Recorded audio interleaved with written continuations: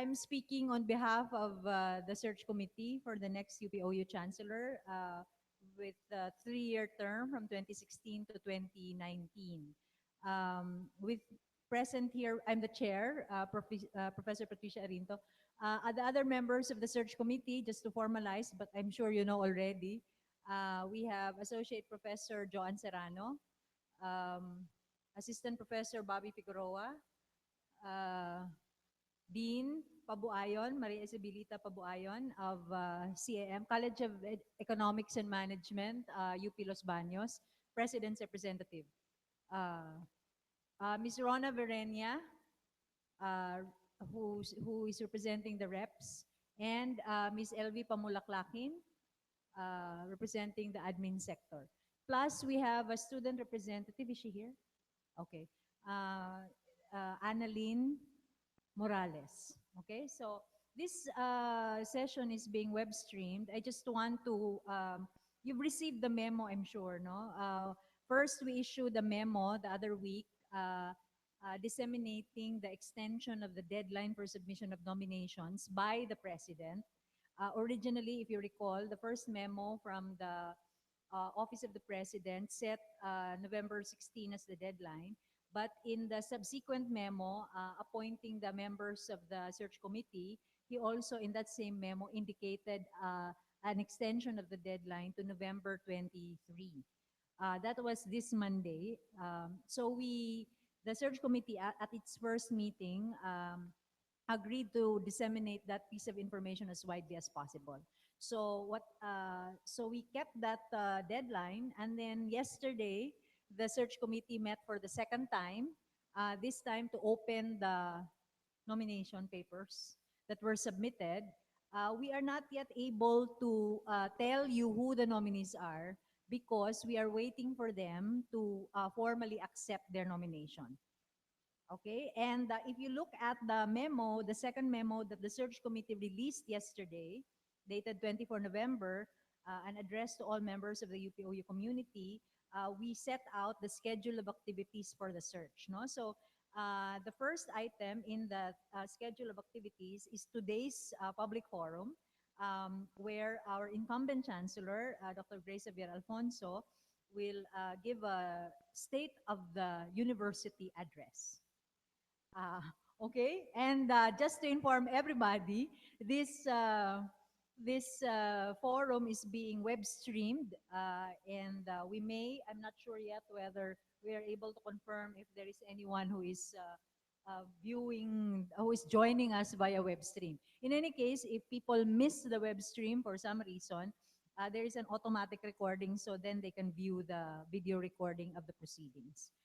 So as I said, this is the first activity, and then we have given the nominees until December 1, 12 noon, to submit to us their letter of acceptance of the nomination, or the opposite, if they are not accepting.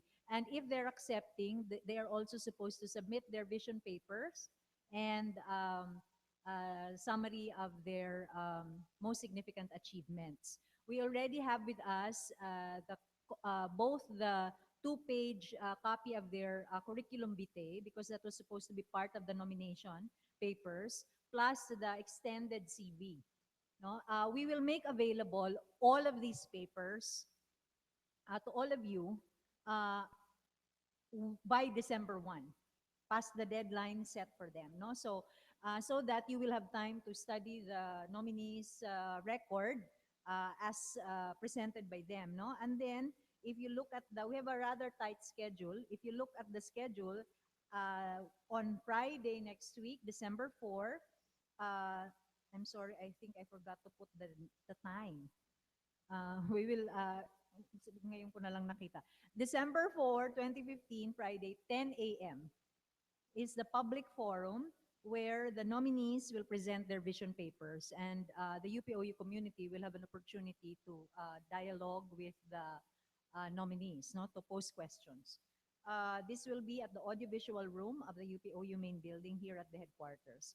And then on December 8th, from 1 o'clock to 4 p.m., that's a Tuesday, we are scheduling interviews with UPOU constituents. Anyone who wishes to come forward and be interviewed in private, or to, say, to communicate whatever they wish to communicate about the nominees, about the process, the search process as a whole, are free to do so at this time.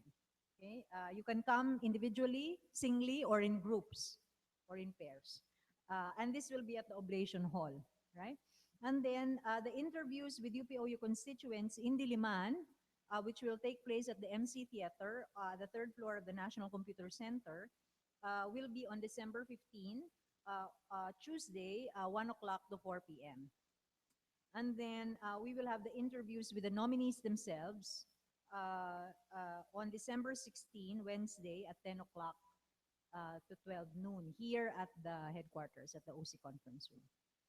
Thereafter, if you want to know what happens, the report of the search committee is due on January 8th. And the Board of Regents meeting, at which the final decision will be made by the Board of Regents based on the recommendation of the President, uh, will be on January 23, if I'm not mistaken. It's not in this, 28. That's the Board of Regents meeting. Okay? So this is the schedule at this point in time. We don't know if there will be changes, but any changes will be under extraordinary circumstances. In other words, it will have to come from relevant developments. So in the meantime, we are here and we are all ears, I think. We are here to listen to our Chancellor, Professor Grace Javier Alfonso.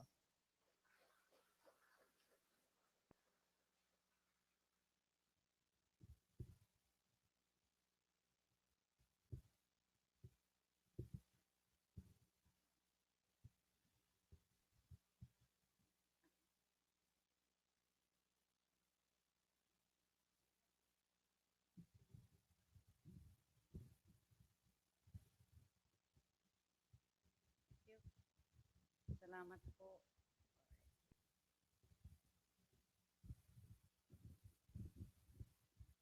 To the search committee, Dr. Patricia Rinto, Dr. Isabelita Pabuayon, Dr. Serrano, Joan Serrano, Assistant Professor Roberto Figueroa, Ms. Rona Verenya, Ms. Evelyn Pamulaklakin, and Ms. Annalyn Morales. I hope she's watching sa web stream, ano? And Professor Emeritus Dr. Felix Librero, our UPOU officials, faculty, reps, and admin staff, sa lahat po ng narito sa CCDL, at sa lahat ng nanonood sa web streaming natin. I hope nakakarating tayo ng tama. Of course, MC is here. Magandang hapon po sa inyong lahat. To give us an idea of the state of the art of our operations, projects, and programs, it is important to take this opportunity, at maraming salamat at bigyan ako ng oportunidad na to share with you our accomplishments and some of the numerous concerns and the direction we took moving forward. I had to delimit this report to specifically 2014 accomplishments and a little of 2015, since 2015 is not yet up and some data are still not available. I concentrated on 2014, so if you multiply it by 2 in some of the areas in this report, you will have an idea of 2-year accomplishments. Or if you would like to multiply it by 4, 5, or 6 in certain areas, then you will feel the scale of our accomplishments for the past few years. We have to take these data into context as well. Allow me to go back a little. The start of ICT role in UPOU, UP Open University was mandated to be in the forefront of attaining an environment where all Filipinos will have wider access to quality higher education and to help improve the quality of higher education in the country through distance education and to help strengthen the Filipino workforce who are in our country and abroad, which means, bringing human resource development nationally and internationally.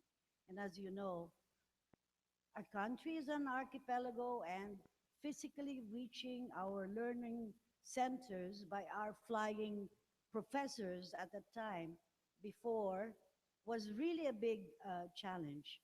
And with almost today, with almost 2 million Filipinos outside our country, to give them access is also a big challenge.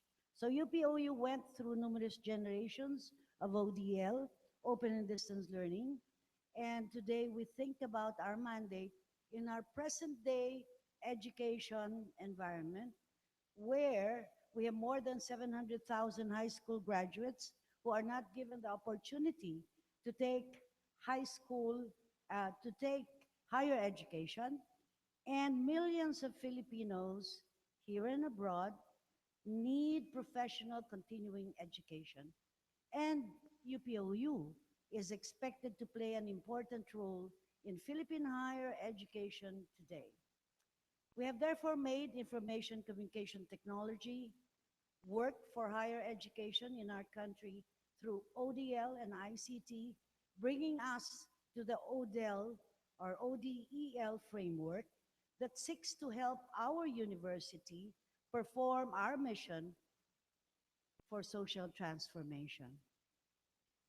There was a time that we were entertaining the idea to leave the UP system. But wanting to first assure quality, we stayed with the UP system and maximized the well-established UP brand of education. We did not have to explain to our different publics that our university is dedicated to true scholarship and academic rigor as we were facing other challenges of a growing university.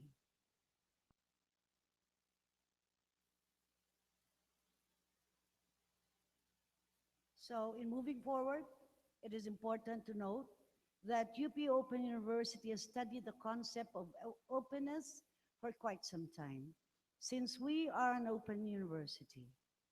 True enough, today we cannot ignore its significance.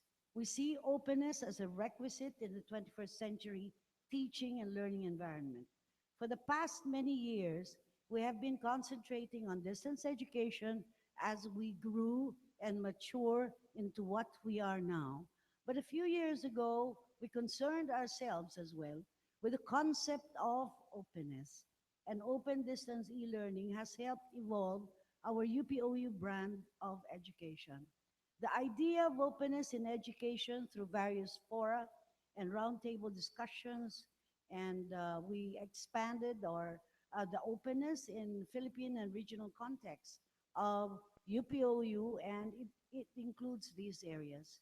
So, openness in admission policies, of course, openness in credit recognition and accreditation, openness in delivery modes, in cost and affordability. Some are free. Our courses are really free in some areas. In choosing educational track through multiple bridges and pathways, exits and entrances, openness in course design and evaluation, in strengthening digital literacies, e-pedagogies, emerging e-research paradigms, and use also of analytics in research, teaching and learning, and particularly in areas of assessment and evaluation, in the shift from faculty-centered to learner-centered teaching, in the use of new digital technologies for course materials, and openness in sharing resources and linking digital repositories, in new ways of collaboration, partnership, and networking, and in the use of massive open online e-learning systems and use of open educational resources as free and accessible to all. So openness in admission policies in UPOU is the one particular parameter for openness that UP Open University has not positively adopted or addressed for undergraduate programs. This has been dictated by UPOU being within a university system that has its own strict quality assurance checks prior to enrollment of students. All these adhere to the system-wide admission policies that apply among all our constituent universities. Therefore, our students admitted to bachelor degree programs have to pass OPCAT as well. But the rest of the parameters of openness are satisfactorily being dealt with. For UP Open University, our MOOCs, we call them model courses for free, has become our way of openness in admission policies and our openness in doing our share for scalable human resource development. These are released as OERs, meaning free, for sharing. And we are studying the possibility of MOOCs model for credit. Even distance e-learning, open and distance e-learning has guided the UPOU's performance of its instruction, research, and public service functions. And as we know, and I've been discussing this, we have put together philosophies of open learning and the affordances of distance education and the approaches of e-learning while being supported by the values that underpin what we always say, universitas ethos, academic excellence, academic freedom, intellectual pluralism, and service to society. The university is seriously putting all these values as it designed and delivered its MOOCs and and also in our all our open and distance e-learning courses. The UPOU is currently offering a total of 3 undergraduate programs, 11 diploma and graduate certificate programs, 12 master's degree program, and 2 doctoral programs. With this configuration, we are seen as a graduate university. This is the list of UPOU programs under Faculty of Education, under Faculty of Information and Communication Studies, and Faculty of Management and Development Studies. There is a 20% increase on graduate enrollment from 2012 to 2014. We are second CU with the highest number of graduate students fulfilling the mandate as a graduate university as provided for by RA 9500. For the undergraduate enrollment, however, we even increased more and we increased 70%. In terms of admission enrollment data, the UPOU experienced increasing numbers in terms of admission and enrollment. In 2014, UPOU admitted 22.74% more students compared to the previous year. UP Open University's total student enrollment was recorded at 6,867, which is 13.27% jump from 2013 level. Of course, we also have non-formal courses. In addition to our formal courses, UPOUs offered professional continuing education courses on entrepreneurship, health, organic agriculture, environmental management, and service management. These are the list of courses, non-formal courses that we offered. In 2014, UP Open University accepted its first batch of students to graduate certificate and Master of ASEAN Studies program, and the first of its kind, of course, and we have graduated, I think, 4 in this, and it just opened up. And likewise, 2 non-formal courses were offered, namely responding to climate risk and agriculture and natural resource management, and Satoyama Online, living in harmony with nature. And the UPOU has also tapped into MOOCs, which I shall talk about a little later, as part of its efforts of making quality education more freely accessible to more people. And also under uh, course materials development, this is a regular and continuing process, and that is the nature of what we do, which is really distributed teaching and learning. So as part of making our courses up to date, we have revised 8 courses in 2014. We have also reviewed and revised our existing course materials to make them relevant, and also for the final version, uh, review completed, and course materials being reviewed now, and also the courses where first version of the course materials have been submitted, and then the new contracts of submission of first version. Medyo mahaba ito, and still under new contracts of submission of first version. And under the revision of old course materials, materials that have never been revised. So in terms of production and delivery of course materials, number of courses under FED, we have 39, FICS, we have, is that 24, and then 72 for FMDS. And we have printed modules of 126 sa FED, and delivered 162, and printed 72 and delivered 89, and printed 549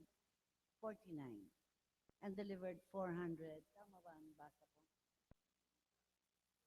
549 and delivered 407. Academic year 2014. Now, the videos, our production of educational videos have been on the uptrend. The Multimedia Center was able to produce 69 videos for 2014. 50 were educational videos used for e-commerce, ASEAN Studies, InfoTeach, training trainers, and ESMP, and 5 were for student support services. And videos for UPOU courses, as I have mentioned, we have e-commerce funnel, e-commerce website creation, lean startup, business model canvas, and business ideas, all e-commerce. And in ASEAN studies, we have a lot, so that's good. Okay, also for InfoTeach training of master trainers courses. So, mahaba din yan, listahan na yan. And videos for ESMP, mas mahaba rin ang listahan na yan. And we can go on. And as you notice, because again, really production of academic texts for our courses is so important. And so we have done quite a lot of work into this. And in terms of library services, for 2014, we went on trial of EBSCO ebook service. And in terms of research, we really put a lot of effort into this and a lot of funding. And this is towards academic excellence. So the university sees research and creative work as connected to our teaching and public service functions. We have invested and put sizable amount to fund and support our research initiatives. In 2014, 3 researches were completed, 20 are ongoing, and 12 researches were initiated in areas ranging from distance education to health sciences, from learning theory to environment. So, yan yung completed na, nasa taas, ongoing, mahaba, sana ma-complete na very soon. Haba ng ongoing. So, I hope we are reminded about the situation. And also, we have the new and initiated, the newly initiated researches. So, dagdag sa ongoing. Okay. And now I have to, yes, and the research grants that were given out in 2014, 9 faculty and 3 reps research grants were awarded to UPOU faculty and reps. And so we have the listing here. And also the book chapters, this another way to propagate research and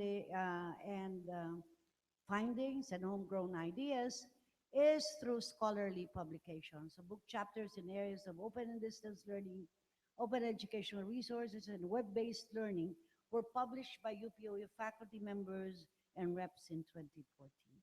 Likewise, journal articles were also published in areas of open educational resources, online behavior of distance learners, socio-ecological production landscape and seascapes, and biodiversity in coastal landscape, forest types, floristic composition, and biodiversity valuation. For the year 2014, 7 UPOU staff members were awarded international publication awards and research dissemination grant. As you know, the university has really strongly supported the dissemination of research results to the wide academic community. In 2014, a total of 90 papers were awarded in research dissemination grant for presentation in conferences, both locally and internationally. So under public service, an open distance e-learning institution, public service is at the core of what we do. And we consider MOOCs, for example, as one of the things that we have concentrated on, uh, planning for it and producing it. And we came up with our own MOOC version, which is Massive Open Distance E-Learning, or model for short. It's a natural move towards wider reach for public service. These are courses accessed for free by the public. And one type of, really, MOOC is one type of OER, open educational resource. This is to bridge the gap between the academe and the industries. 2 years ago, the first MOOC, we came up with Android apps development and technopreneurship. And last year, we have also offered MOOCs on fundamentals of business process management. These 2 courses were followed by MOOCs on service culture, service thinking, and advanced business process management. And today we have added 8 courses in child rights protection and promotion as part of our continuing education. Model courses are offered as short courses that may be part of a standard online course, which is like Art in ASEAN.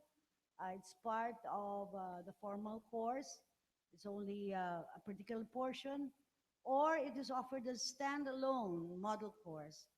By the end of this year, we are hoping that we have, well, I don't know if we can really do this, but that is the what we have scheduled, that we're hoping to have 100 more model courses for master voices, and this will be sharing of ideas coming from national scientists, national artists, professors emeriti, university scientists, and university artists of for our general education courses like Philippine history, culture and society, ASEAN Today, critical perspectives in the arts, Filipino arts and culture, critical perspectives in communication, self and society, ethics and moral reasoning, living systems, probing the physical world, science, technology and society, mathematics, culture and society, gender and women in development, and several courses in business analytics. And all this you can access for free to use as supplementary materials in all your courses. And as far as collaboration and partnership and networking with industry, our other agencies and institutions is concerned, we see this as another requisite of openness in a rapidly integrating regional environment. And in MOOCs, we have collaborated. This is only in MOOCs, but we have a lot of collaboration in research and many other areas. And this is just an example. We have IBPOP, GIZ, and UNICEF, and we also have the university system for the GE model courses, and also our ASEAN uh, ASEAN universities, our neighbors and our friends. So we also have created a lot of public service videos. Nakalista po dyan. Mahirap isa-isang basahin, then I would take a couple of hours to do that. Under training and seminars, in addition, various offices in UPOU have conducted seminars, training, and colloquia. As you can see, total of 65 with 2,536 training participants. And this is apart from, 2014 lang po. So this is apart from our previously presented data for our enrollment. And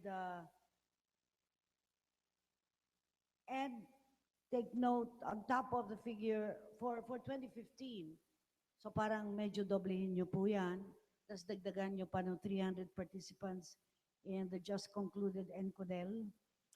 So, kaya po, mahaba rin ang mga training list of our training programs. So, yan ho ang mga accomplishments natin. Accomplishments ninyo, napakadami po. Parang maraming slides ito. Yan po. All right. So, in terms of operations, napaka-importante operational excellence. So, I would like to share with you our faculty complement profile. Yan po.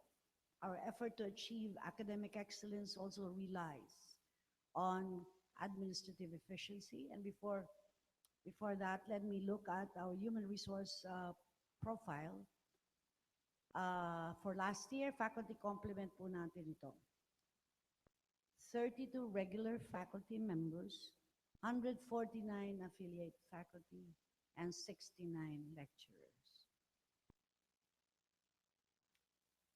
And 69% of our faculty members have master's degrees, and we've always been pushing everyone to go there, to get their doctoral degrees, because we are a graduate university.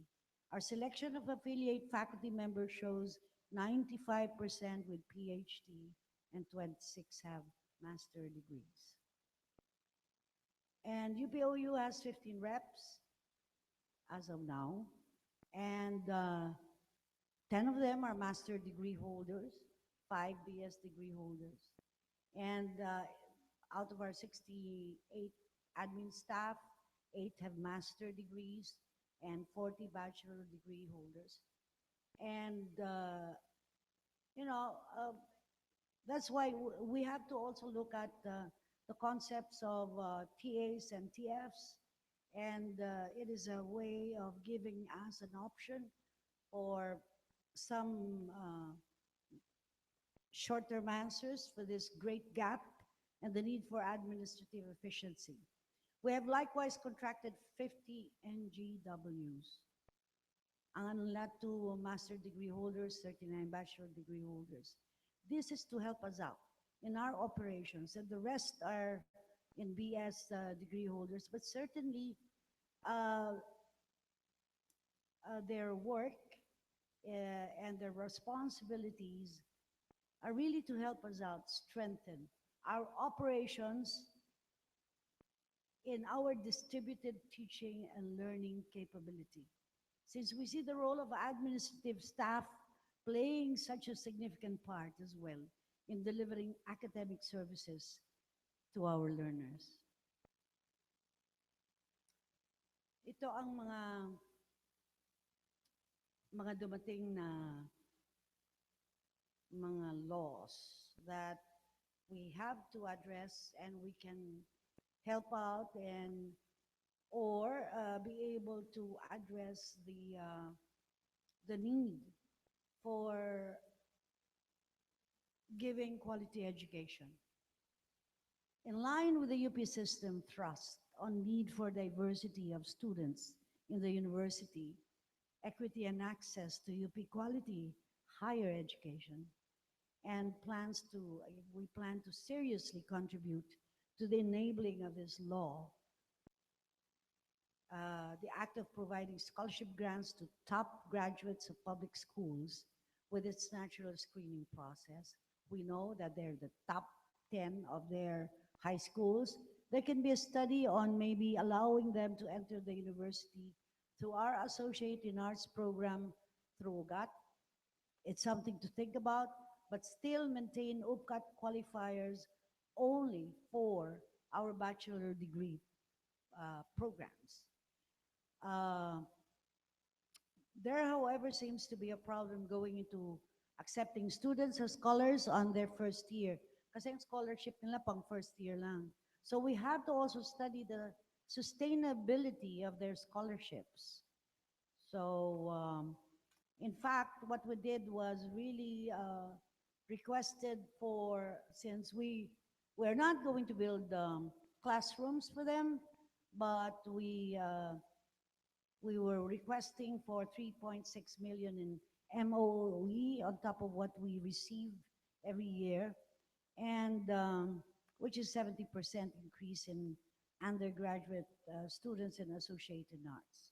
If this will happen, I mean, this is something that we can think about. Another law, the RA 10650, which we have talked about and will be still continuously talk about because this is a reality.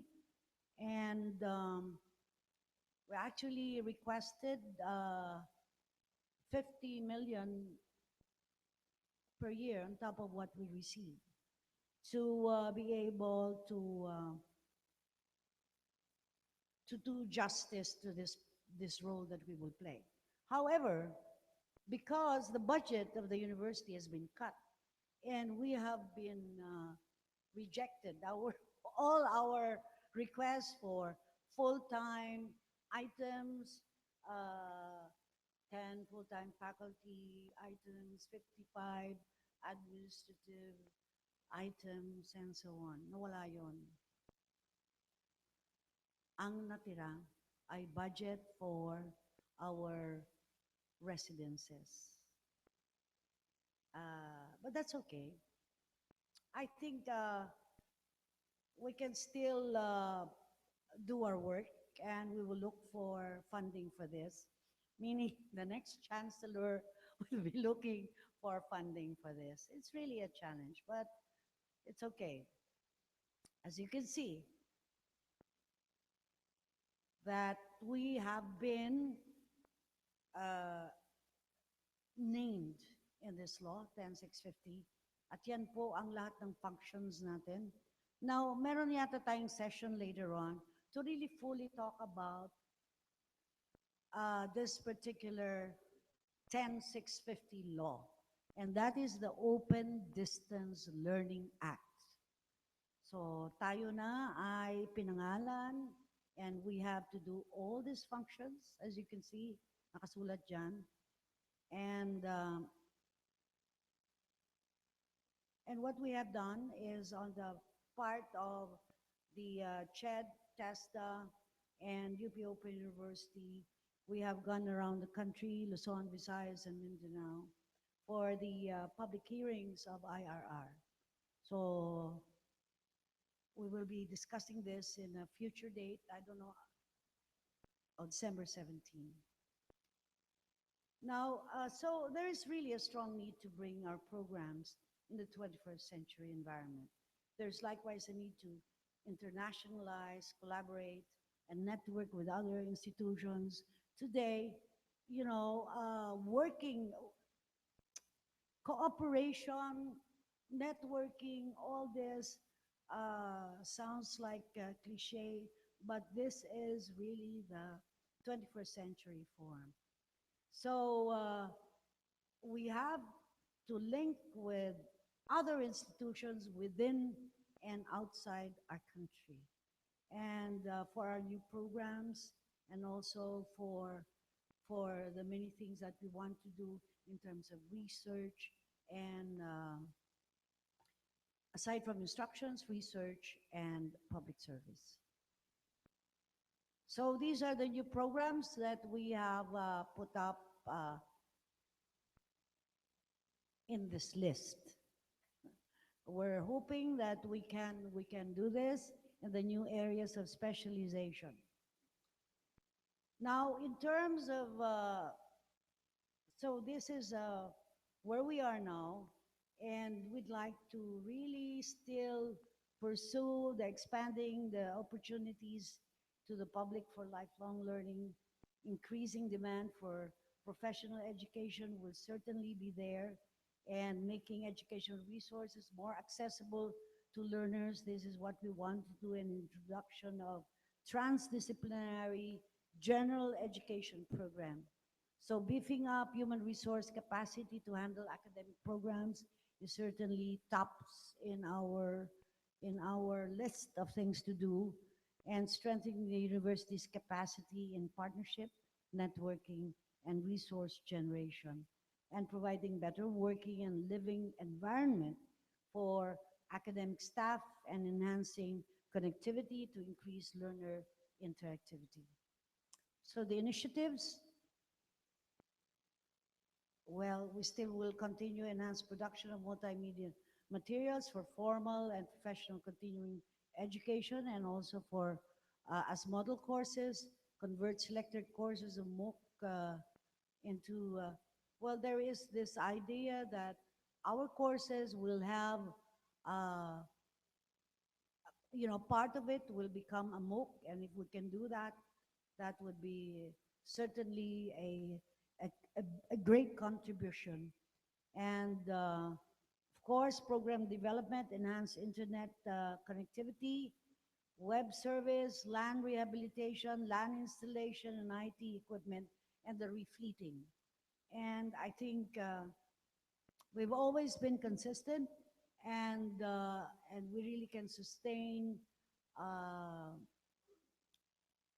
the status of having uh, equipment for each one of our uh, faculty members, and also reps and staff. And we also have to retrofit certain areas, the auditorium, and come up with TV studios, and actually audio studios, and refurbish existing academic offices, hire additional academic staff, including TAs, and also teaching fellows, TFs, and publishing. And we have already launched our Jodel, and our UPOU networks.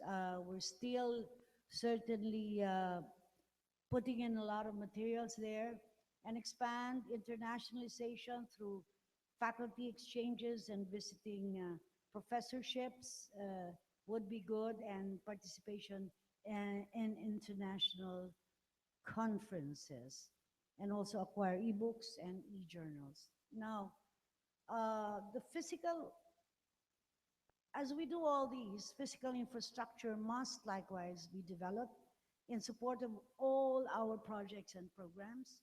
As you can see here, green and safe devices, uh, solar panel installation, it has been completed. We have been also tagged as having edifice complex. So then we have the rainwater harvesting system. It's ongoing, and construction installation of elevator. It's still there. Installation of solar street lights for bidding, and HVAC supply and delivery and installation still for bidding, and provisions of standby generator unit for bidding. And International Convention Center, design completed. The construction and construction management bidding is ongoing. And in terms of, yeah, okay, our community hub, it's up there, and we have also some concessionaires coming in, and it has been completed. Both design and construction is there already. And multipurpose hall, architectural and detailed design completed. And the MRF 1 and MRF 2, tapos na po yan. Now, ito po ay Teaching and Learning Hub, architecture and detailed design, second phase of the design. And construction, waiting for the plans, administration waiting for the plans. Meron po rin tayo academic residences for our students doing their theses and for faculty reps and admin staff of UPOU. These will be residences for short and medium term occupancy from days, weeks, or up to 3 years. So waiting for the final design and perspectives. Right now, yung nasa side is yung kanyang floor plan. All right? It's still waiting for the final design perspectives. So I am very optimistic that our next administrative team, our next chancellor, will, likewise have their flagship programs in support of our mandate and to make us fulfill our mission and to bring us closer to our vision of a strong, relevant, and responsive UP Open University. Thank you very much.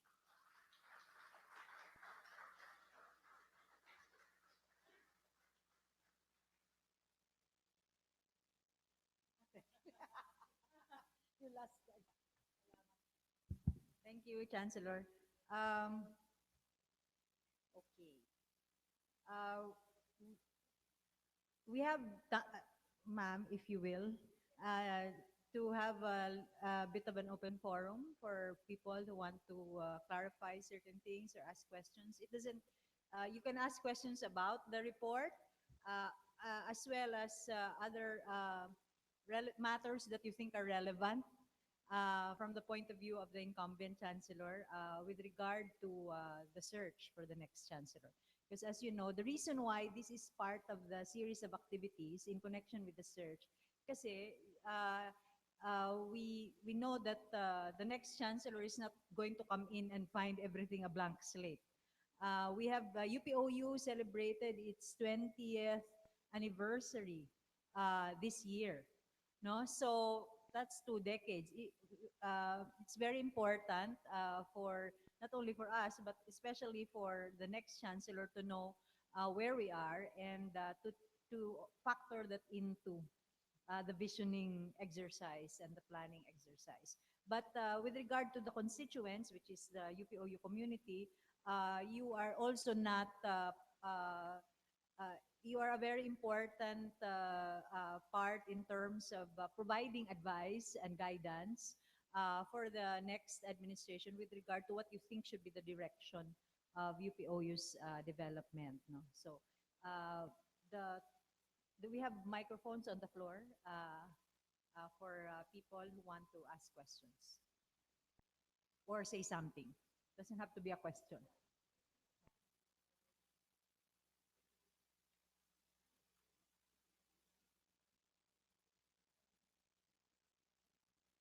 Magtanong po tayo. Okay lang Tagalog at English. Kasi wala man ditong Amerikano, ano? Okay. Kahit nga meron, nagtatagalog pa rin tayo. Meron po ba tayong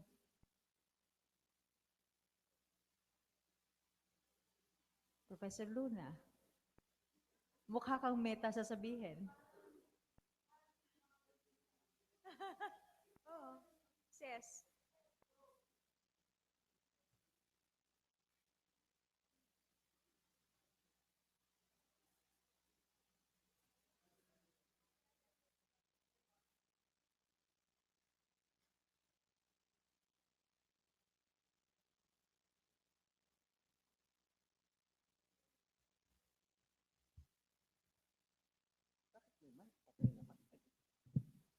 Um,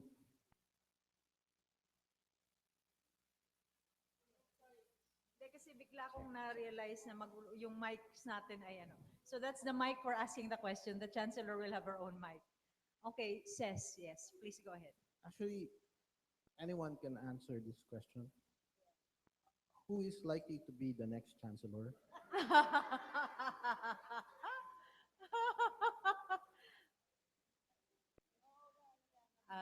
Okay, in case somebody's watching us who doesn't know the characters in this institution, that question was just posed by Assistant Professor Cesar Luna, who is also the Assistant to the Vice Chancellor for Finance and Administration, uh, uh, and Program Chair of the Land Valuation Program, right? Okay, ma'am. Baka, we can also take this opportunity for them to bring out their concerns. Total makakasama tayo. Not necessarily, di ba, uh, asking a particular person to really answer it, but as a group, maybe we can bring out some of the things that we want to address that probably were not addressed before, and maybe the next chancellor should be able to do that. I think these things would be very, very important. So, Ma'am Mindy, do you have any questions? Well, I'm not sure how serious Ces's question is, no? That's Pero right. mahirap kasi sagutin yung who. Pero Siguro what baka we kind? can What kind? approach the question more broadly right now and talk about what's, what do you think should the next chancellor bring to the table in terms of qualities or qualifications and, things like that? What would be your requirements for the next chancellor? And then we will see whether the requirements match a real person. And probably this person can include this in as part of the flagship programs if they, to address your concerns. I think that's very important. Oh, so Do you have a question, Ma'am Mel?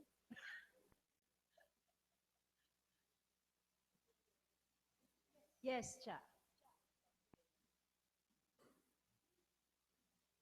While you were discussing that question, I was asking Kichi if I can ask the question on after your 3 terms of being a chancellor, what what were your lessons, reflections, and if you'd like to connect that to the next chancellor's qualities and requirements. Ma'am, Thank you. sige, thank you. Ma'am, magpalit I po don't tayo. want to be Dito kayo, and then emotional. ako. Parang nagiging emotional ako. Palit tayo. Dito ako mag-field ng, opo, para hindi awkward. Ano na uli yung tanong mo? Talaga? Okay. The question of Assistant Professor Reyes Yes, of the yes. Faculty of Education, the Cha. Faculty Secretary of FED, Cha, is 3 years. you've been chancellor for three three terms, 9 years, no, almost a decade.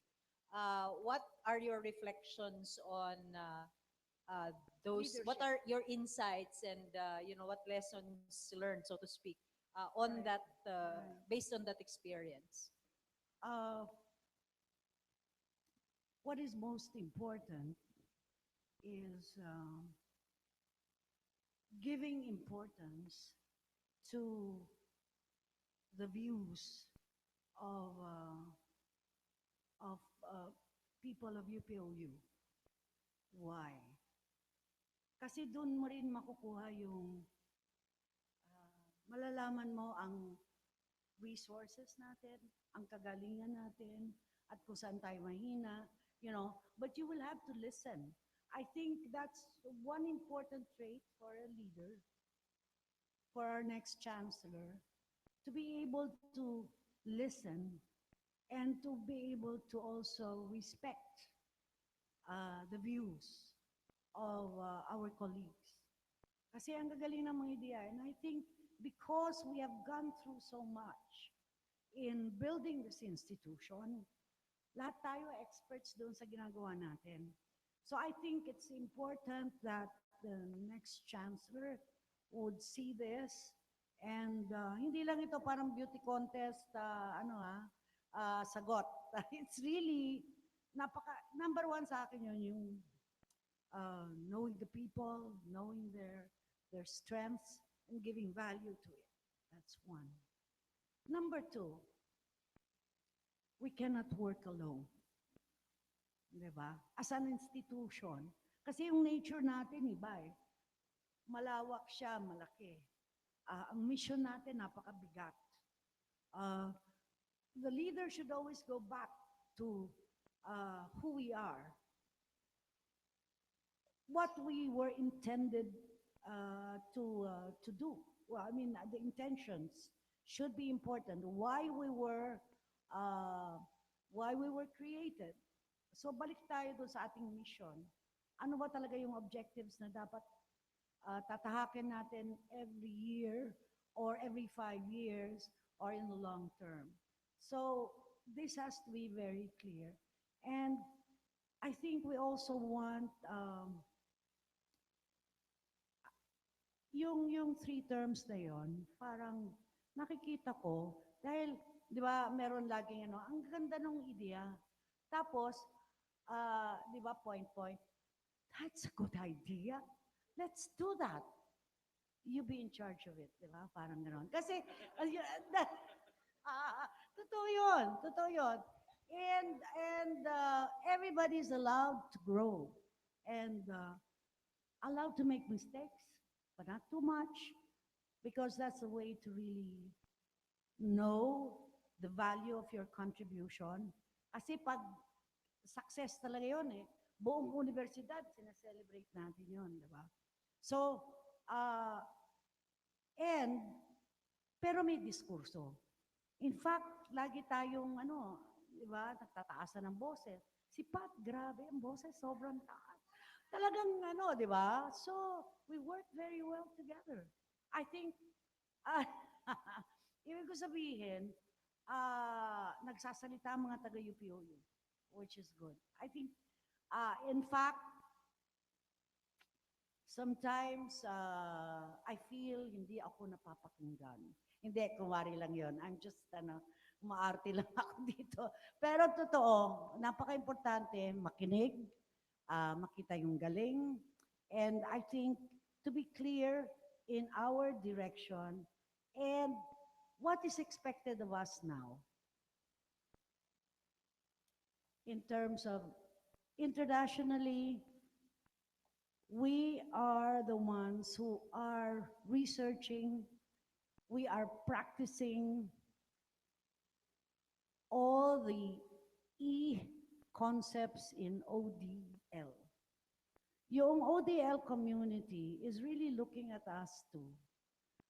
They want to learn from us, and I think even if their universities would have 4 million ang estudyante nila, interesado pa rin sila sa ginagawa natin. Kasi yung atin, we're responding to the culture of our people, but at the same time, it is something that, because the Filipinos, actually, we lead in some way in being connected through in social networking, etc. and so on. And to be able to tap this for higher education, itong kultura na ito, is it's so important kasi that's why meron na naman di ba, si Rainier, o kaya si Rain, at saka sino na nanalo na Young Innovator? Si Al, di ba? Ria, di ba? In other words, can you imagine? Kayo yun. And that's in the international level. So you know that we can contribute nationally and also to our region. And for us to be able to, for them to understand us and for us to understand them. I think that's so important. I think in the bigger plane, the changing, powers in the world and everybody is looking at us now in Asia and ASEAN in particular, I think we have a big role to play. So, sana patuloy tayong makita yung kagalingan natin. Siguro yun yung, that's number one. Kahit na always pat in the back, we always say, oh, nako, overestimate naman natin yung kagalingan natin. Hindi totoo yun. Talagang we have it and we have to show it and we have to claim our space in in the world, actually, to claim our space for Filipino scholarship to be there in the virtual space. Because yan na ngayon ang labanan eh. Hindi naman labanan. In fact, yung competition, hindi na yun ang, the idea of competition is different. It's already really collaboration, networking, and partnerships. So, ang haba naman ng aking sagot. Okay. So, Thank thank you, you. Cha. Salamat yun sa Other sinabi. questions or comments? Alvi.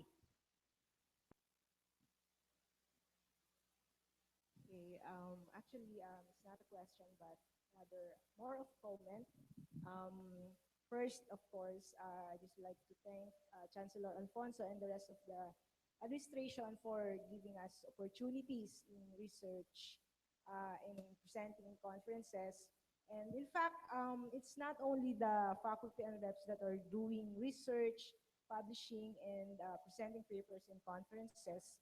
Uh, Actually, um, right now or a while ago, an admin staff won an excellent paper award at a conference. And uh, that's Ems Amalosa. Hey, say Singapore. Yes. So one thing I have to point is that it's not really the faculty only and the reps that are doing research here and publications, but the admin staff as well are qualified in doing such things. So I hope the next administration will recognize these potentials of our admin staff. Anyway, going back to the question of Ses Luna about the Chancellor, I think I would like to quote one of our um, colleagues here who once I heard was asked, what is his view of the quality or qualities of that will be good of a chancellor? And he answered, somebody who loves UPOU. So I think everyone of us would like to have a chancellor that is visionary, that is a good leader, a good manager as well, and somebody who recognizes the potentials of his or her people. And a loving UPOU, I think, is the one of the best characteristic or one of the best thing the new and even the current chancellor should do. And I think I read in Facebook, uh, um, sabi the employer should first love his or her employees, who these employees will themselves love their job, and the people, the clients, will definitely love the company. For us, if the chancellor, the administration will love us, the people of UPOU, then in return, as always, we will always give back our love in serving our students, our number one clients, of course. And we always claim that we are learner-centered, and that we should always do, not just by word, but also by deeds. And I think love, that's it. For me also, I want somebody who will love or who loves UPOU. Thank you. Okay, thank you, Alvi. Alvi, of course, is with the Office of the Vice Chancellor for Academic Administration. Yes, affair, sorry. Kasi nakatingin na ako kay Ses, nag-raise na ng hand wildly. Ses, sige, come and explain yourself. Ma'am, what would you say to a candidate who would say something like, the main goal for UPOU is to raise enrollments to 100,000 students, or any number followed by at least five zeros? How would you react to a candidate like that? And also, what is the likelihood that we would get a candidate who would say something like that? That you're not an open university until you have enrollments in 100,000 at least. Yes, this is an option. Walang problema yun. And, but the reality is because we are in a system and our system right now is very conscious of ratings. Kaya lang, that's part of it, you know, that's part of, and they want UP to be in that rating. So there's always this ratio, di ba din, ng uh, estudyante at ng faculty, ng equipment at ng faculty at estudyante, ng mga, lahat yun. Kinoconsider yun, number of classrooms, no? This is residential thinking. So if you are part of the system, you will have to deeply think about how you can move and you know and be true to being an open university. And if you decide, because it's possible, no? Kahit na merong law at kahit na we have decided to stay with the university, pwede pa rin tayong lumaki o humiwalay, o hindi humiwalay at lumaki. How?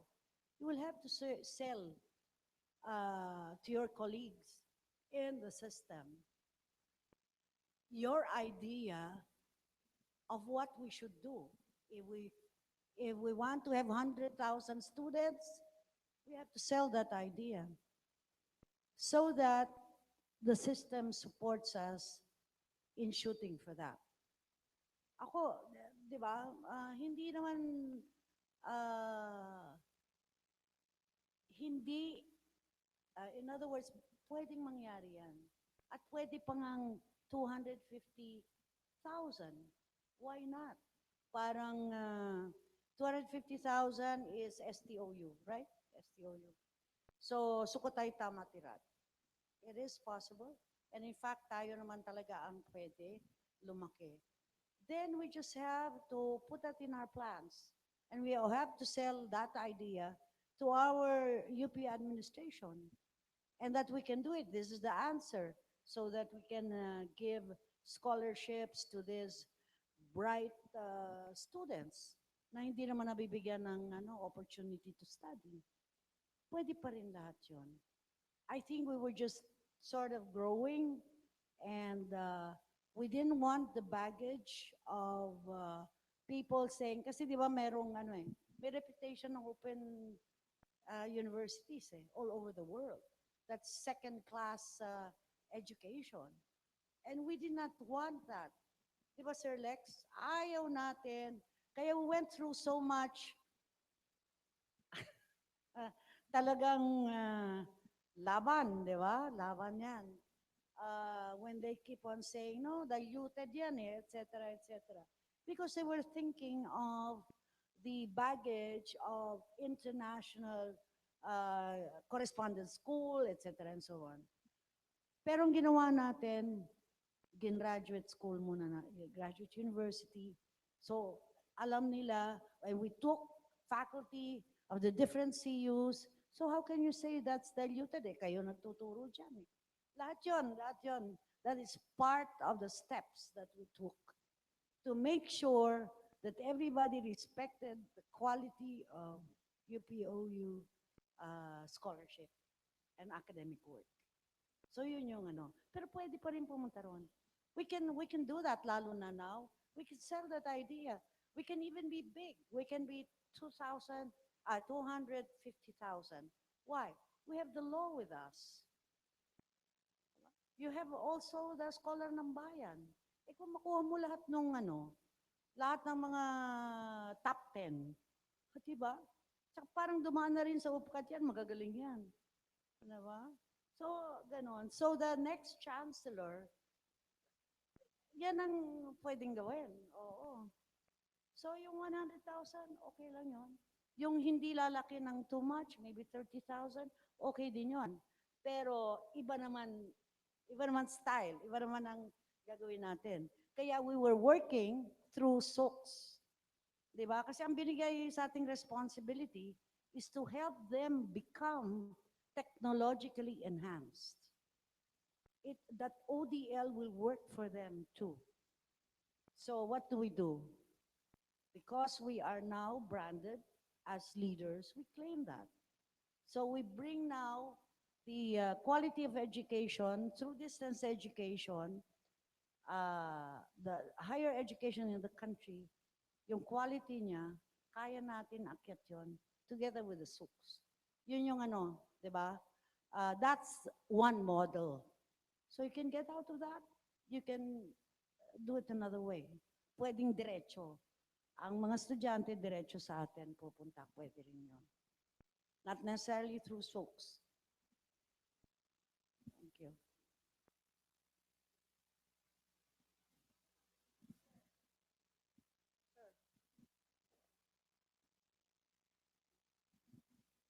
Gusto ko lang naman sabihin, I agree with the Chancellor.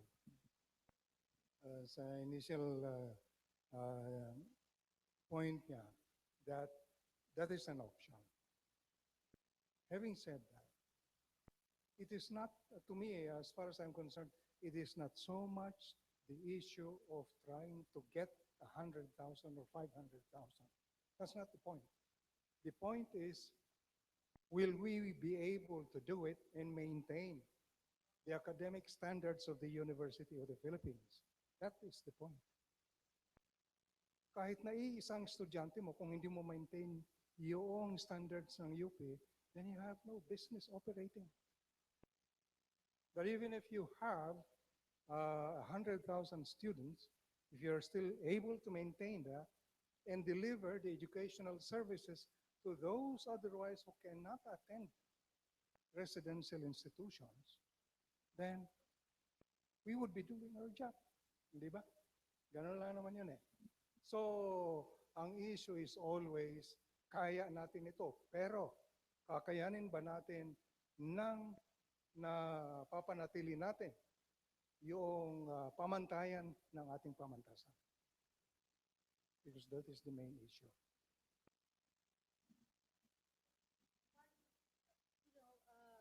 Picking from that statement, yung because of parameters nila to measure quality. Yun din, Lex, I was thinking. Laging residential yung utap. So now when we say quality, we also have to bring out those parameters and for them to see why that they should look at us as in that light. That quality and inclusivity is not necessarily at odds. Di ba?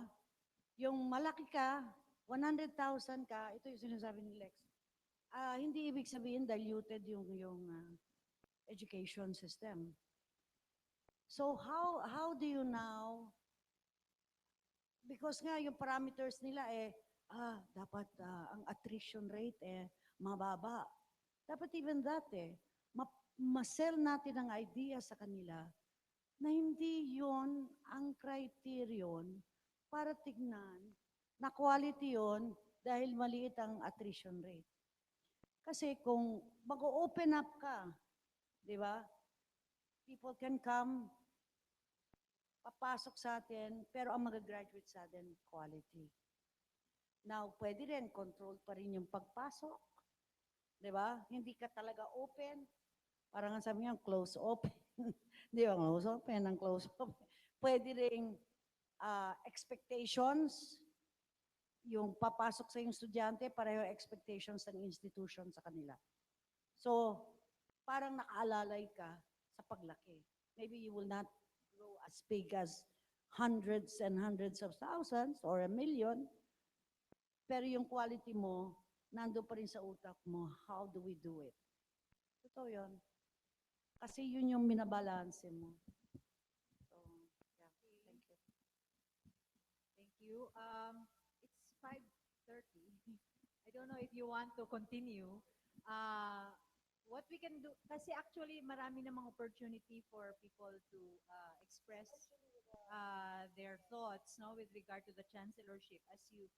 That's why I started with the schedule kanina para everybody knows, no. So if you do not wish to express yourselves in today, that's fine.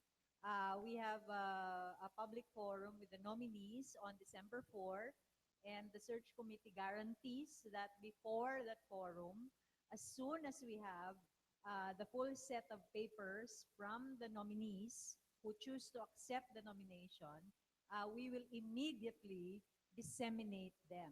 No? Mabilis naman tayo maka-disseminate through our email blast. No? So, makukuha ninyo agad po ng December 1.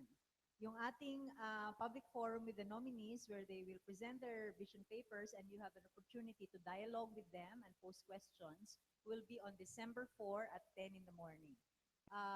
And then, aside from that, you have an opportunity to talk privately with the committee.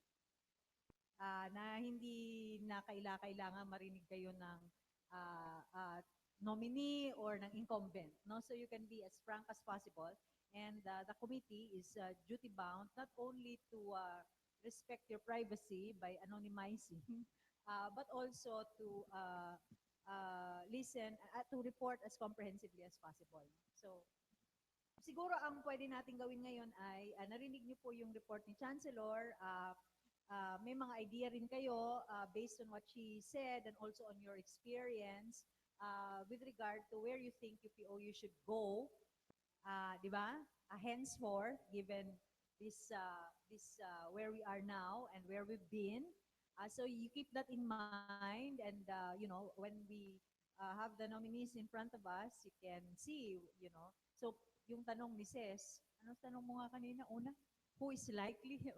Who is likely to be the next chancellor? Well, we have no idea, but you should certainly express your opinion with regard to what the next chancellor of UPOU should take into consideration if he or she wants to be the next chancellor. Okay? Any urgent thing to say at this point? You can also pala write the search committee, by the way, ha? Hindi maliban doon sa mga dates na sinabi ko, you also have a way of communicating with us, no? And if you feel that a meeting is urgent at ayaw nung isulat, okay lang din yun. Basta, kailangan lang ma-communicate yun sa search committee kasi kailangan natin hanapan ng schedule. Okay? Sige. Kung wala na po, we would like to thank Chancellor Grace Javier Alfonso for the opportunity. Thank you, and thank you to all of you. Thank you.